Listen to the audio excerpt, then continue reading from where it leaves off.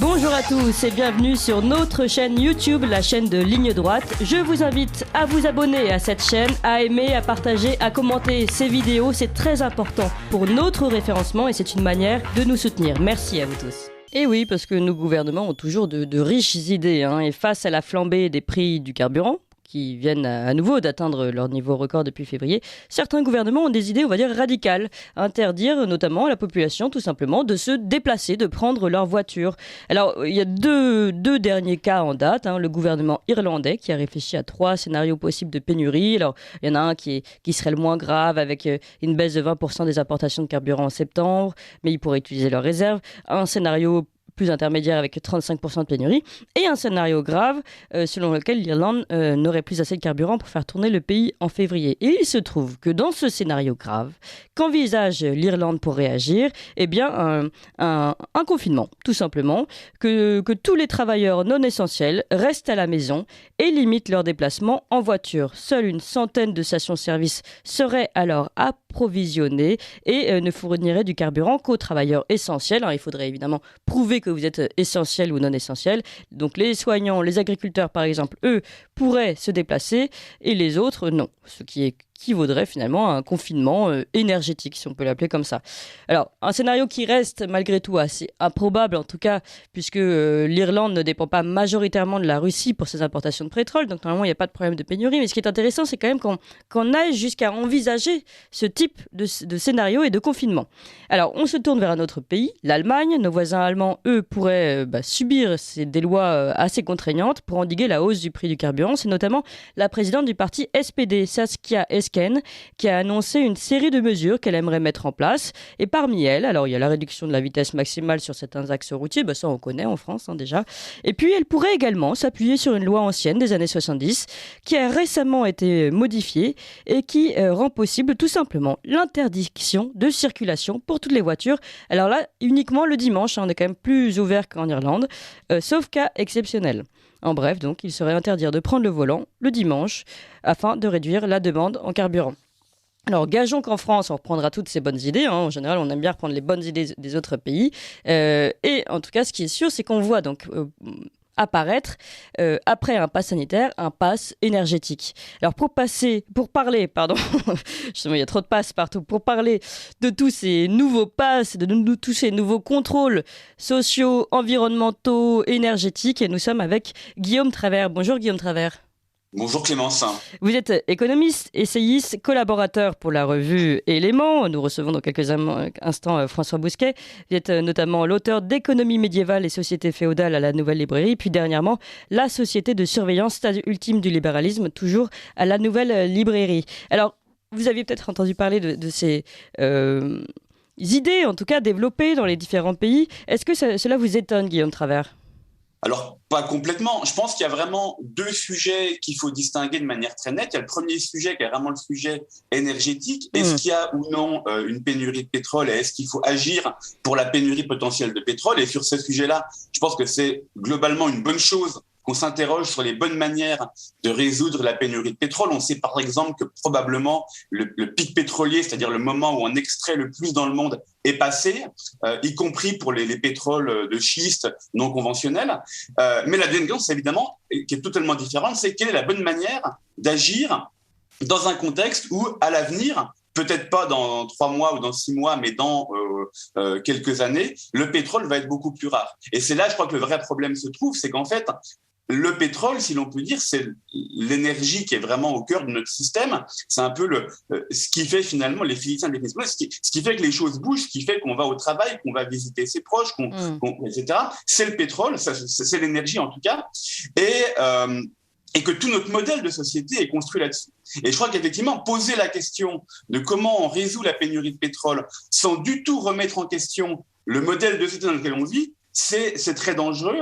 Et effectivement, ça nous condamne à faire ce genre de choses assez absurdes qu'on voit arriver partout, c'est-à-dire des interdictions assez abstraites, assez très distantes, coupées du réel, un peu hors sol, sans pour autant remettre en cause tout le modèle de société qui est construit sur ce pétrole.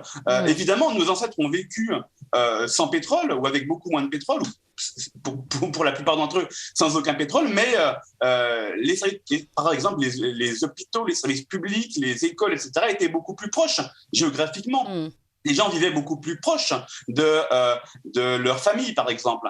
Eh bien, c'est uniquement parce qu'on a eu le pétrole qu'on a pu avoir un modèle de société beaucoup plus distant, beaucoup plus étalé, on parle des distances beaucoup plus grandes. Et donc, vouloir se passer du pétrole sans poser la question du modèle de société, ça n'a pas réellement grand sens. Oui, tout à fait. C'est très, très intéressant ce que vous soulignez. Et c'est vrai que cette question de proximité, en fait, il faudrait revoir tout le modèle de notre vie actuelle avant d'aller seulement couper le dernier maillon de la chaîne, en fait, qui est celui du transport en voiture des citoyens lambda.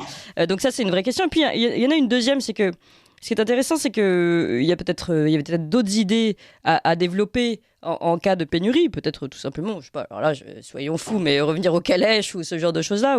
Et ce qui est intéressant, c'est qu'on peut faire un parallèle là avec les questions sanitaires, c'est-à-dire qu'on voit bien qu'il y a un décalage entre la vérité, c'est-à-dire y a-t-il vraiment une pénurie ou est-ce qu'on nous alarme avec une pénurie et il s'est passé la même chose avec la santé. Y a-t-il vraiment une épidémie monstrueuse ou y a-t-il eu en effet une maladie grave mais moins monstrueuse qu'on ne le pense et qui a quand même permis de mettre en place des outils de contrôle.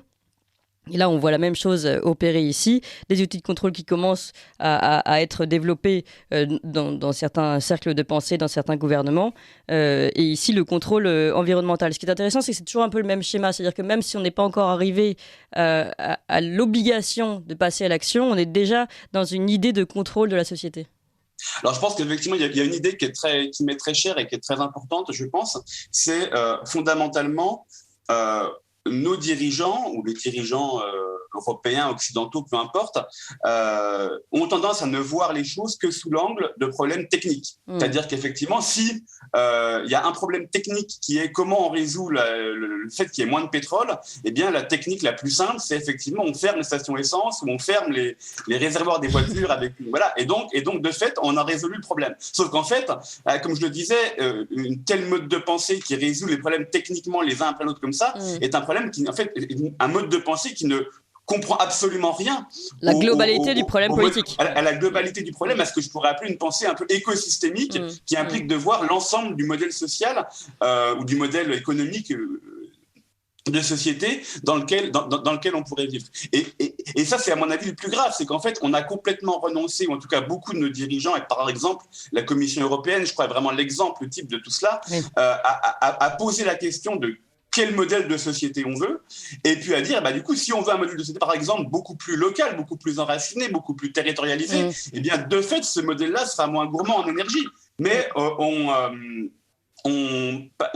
passe complètement à côté de cette question à l'heure qu'il est. Et l'autre problème, évidemment, c'est que cette pénurie de pétrole, en fait, revient mettre en cause fondamentalement notre modèle de société. C'est-à-dire que d'un côté, on exalte du matin au soir la mobilité mondiale, les échanges mondiaux, le libre-échange, l'absence de frontières, etc. Par définition, un modèle qui valorise l'échange mondial est un modèle qui est extrêmement énergivore. Et donc, je crois que plutôt que de remettre en cause les éléments fondamentaux de ce modèle mondialisé, beaucoup de nos dirigeants préfèrent effectivement ne pas voir ce problème-là et puis réduire le sujet du pétrole à une simple problématique technique de gens qui roulent le dimanche, etc. Alors qu'en fait, peu de gens roulent par pur plaisir en général. Surtout que, encore une fois, qui sera concerné et le plus touché par ces interdictions, ce sont comme toujours les gens qui habitent dans la France du vide, la diagonale du vide, voilà, je cherchais mon expression, là où les services publics ont déjà disparu parce que justement on a voulu faire des réductions sur ces côtés-là, là où le transport public a déjà disparu. Et en fait, ce sont toujours les mêmes personnes qui vont être aujourd'hui touchés par ces nouvelles interdictions. Et tandis que les membres du gouvernement ou les gens très aisés trouveront toujours une solution, eux, pour se déplacer et aller se déplacer le week-end, pourquoi pas. Voilà. Donc c'est ça aussi, c'est cette rupture d'égalité toujours plus forte. Alors, on est évidemment au cœur du sujet, c'est-à-dire qu'effectivement, si vous vivez au centre de Paris, vous pouvez vivre sans voiture et sans permis, c'est pas un problème. Tout le problème, c'est qu'effectivement, depuis des décennies, précisément par manque de pensée écosystémique, comme je le disais, on a construit un modèle où on a dit aux gens, eh bien écoutez, on ferme les hôpitaux de province, on ferme les services postaux, on ferme les petites gares, on ferme les maternités, etc. Parce que, eh bien, vous avez une voiture et donc vous pouvez rouler 1 heure ou 1 heure et demie pour aller dans la grande ville d'à côté et vous aurez non pas un hôpital de province, mais un CHU. Bon, très bien. Sauf qu'effectivement, si derrière on leur dit, mais en fait, vous pouvez plus rouler, eh bien là, c'est problématique. Et donc, effectivement, toutes les politiques qu'on a menées vis-à-vis de la France périphérique ou de la diagonale du vide depuis des décennies, se fondaient sur l'idée que les gens pourraient rouler pour aller vers les grandes villes. Sauf que, bien évidemment, aujourd'hui, on remet ça en cause. Donc, c'est effectivement cette population-là qui va être la première fragilisée. Je voudrais également ajouter que il y a une autre rupture d'égalité qui est entre les acteurs, disons, nationaux et les acteurs qui ont une dimension internationale. On sait par exemple qu'évidemment les taxes sur l'essence sont aujourd'hui extrêmement élevées en France pour l'essence qu'on met dans nos véhicules, mais que par exemple les porte-containers qui sont donc les rouages de l'économie mondiale, de tout ce transport de biens à l'échelle mondiale, l'essence qu'ils mettent n'est pas taxée et que le kérosène des avions lui-même, y compris les avions de tourisme, n'est pas taxé ou très peu taxé. Donc il y a là encore une rupture d'égalité complète entre les acteurs les plus territorialisés et les acteurs les plus mondialisés qui est tout à fait flagrante.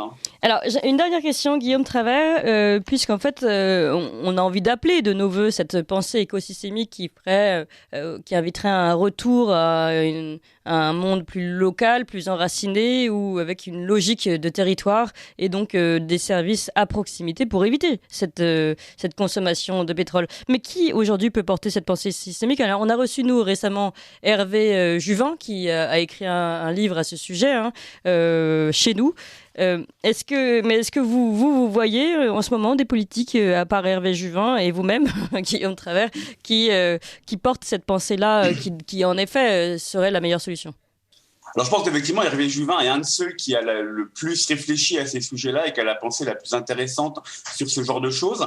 Dans les élus nationaux, j'aurais du mal à en citer beaucoup. Après, je pense que si on regardait à un niveau beaucoup plus local, on peut trouver probablement des maires, par exemple, qui font de très beaux efforts pour maintenir des gares locales, des services publics locaux, des médecins localement, et qui donc de ce fait créent dans leur municipalité quelque chose qui peut ressembler à une certaine communauté où les gens ont du coup de fait moins besoin d'aller dans des services beaucoup plus distants, beaucoup plus lointains. Donc je pense que les élus locaux ont un rôle important à jouer là-dedans, mais effectivement on peut qu'appeler de nos voeux un discours politique beaucoup plus cohérent, alliant économie et écologie dans une dimension effectivement systémique à une échelle nationale.